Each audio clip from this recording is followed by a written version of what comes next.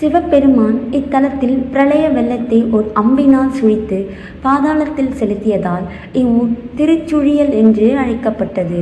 ஒவ்வொரு யுகத்திலும் இவ்வூரில் பெருவெள்ளம் ஏற்பட்டு பேரழிவு உண்டாவதுண்டு. துவாபர யுகத்தில் பேரழிவு ஏற்பட்ட போது இப்பகுதியை ஆண்டு வந்த மன்னன் இந்த இயற்கை அழிவிலிருந்து இவ்வூரை காப்பாற்ற வேண்டி சிவபெருமானை வேண்டினான்.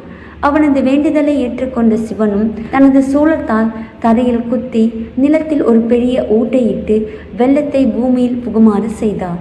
சிவபெருமானின் சூலத்தை சுற்றி வெள்ளம் சுழித்து சென்றதால் சுழி என்று பெயர் பெற்று பின்னர் திரு என்றும் அடைமொழி சேர்த்து திருச்சுழியல் ஆயிற்று என்று தலப்புராணம் விவரிக்கிறது. சிவனின் தேவார பாடல் பெற்ற 276 சிவாலயங்களில் இது பாண்டிய நாட்டு தலங்களில் 12வது தலமாகும். முகப்பு வாயில் வழியே உள்ளே நுழைந்தால் விசாலமான வெளிமுற்றம் காணப்படுகிறது. நேரே அம்பாள் சந்நிதி கோபுரமும் அதன் வலது பக்கம் இறைவன் சந்நிதி கோபுரமும் காணலாம். சுவாமி சந்நிதி கோபுரத்திற்கு முன்னால் கற்தூண்களான மண்டபம் உள்ளது. இந்த மண்டபத்திற்கு முன் இவ்வாலயத்தில் ஒரு தீர்த்தமான கவ்வை கடல் உள்ளது. முதல் மண்டப வாயில் வழியே உள்ளே நுழைந்தால் நாம் காண்பது கம்பத்தடி மண்டபம். இதில் பலிபீடம், கொடிமரம் ஆகியவற்றை காணலாம். நவகிரக சந்நிதி, வள்ளி தெய்வானை, சமதே சுப்பிரமணியர், விநாயகர் ஆகியோரின் சந்நிதிகளும் இங்குள்ளன. இம்மண்டபம் சுவாமி மற்றும் அம்பாள் சந்நிதிக்கு இரண்டிற்கும் முன்னால் இணைந்து காணப்படுகிறது. இந்த கம்பத்தடி மண்டபத்தில் உள்ள தூண்களில் அநேக சிற்பங்கள் காணப்படுகின்றன. ஒரு தூணில் ஆஞ்சநேயரின் சிற்பத்தையும் காணலாம். இம்மண்டபத்தை அடுத்துள்ளது 7 நிலை கோபுரம். கோபுர வாயில் வழியே உள் நுழைந்து நந்தியை வணங்கிவிட்டு சபா மண்டபம், அந்தராள மண்டபம், அர்த்த மண்டபம் ஆகியவற்றை கடந்து இறைவன் கருவறையை அடையலாம். இறைவன் திருமேனிநாதர் சுயமலிங்க வடிவில் சதுர ஆவுடையார் மீது கிழக்கு நோக்கி அருட்காட்சி தருகிறார். கருவறை அகழி அமைப்புடையது. கருவறை சுற்று பிரகாரத்தில் உஷா, பிரத்யுஷா, சமதே சூரியன், 63 சந்தானாச்சாரியார், சப்த மாதர்கள் சந்நிதிகள் உள்ளன. மேலும் தென்மேற்கில் விநாயகர், மேற்கில் சோமாஸ்கந்தர், விசாலாட்சி, சுழிகை கோவிந்தர், வடமேற்கில் முருகன் ஆகியோர் எழுந்தருளி உள்ளனர்.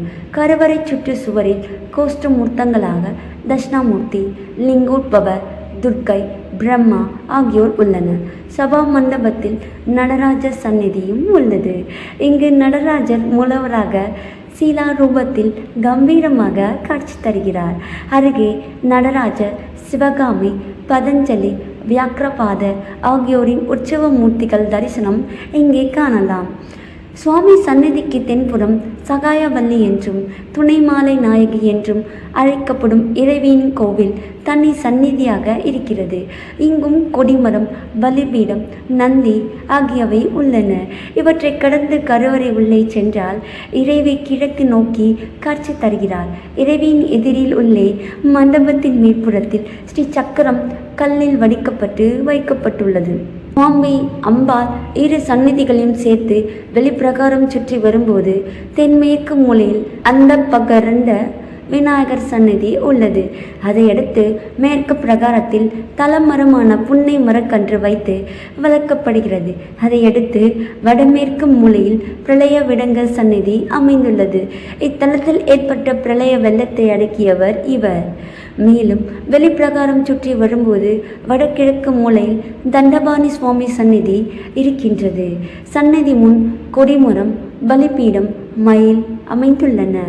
இத்திருத்தலத்தில் திருமால், இந்திரன், பிரம்மன், சூரியன், கௌதமர், அகலிகை, கண்ணுவ முனிவர், அர்ஜுனன், சேரமான் பெருமாள் ஆகியோர் வழிபட்டு பெயரு பெற்றனர் என்பது சிறப்பாகும். இத்தலத்தில் பூமி தேவி இறைவனை வழிபட்டிருப்பதால் இறைவனுக்கு பூமிநாத சுவாமி என்ற பெயரும் உண்டு.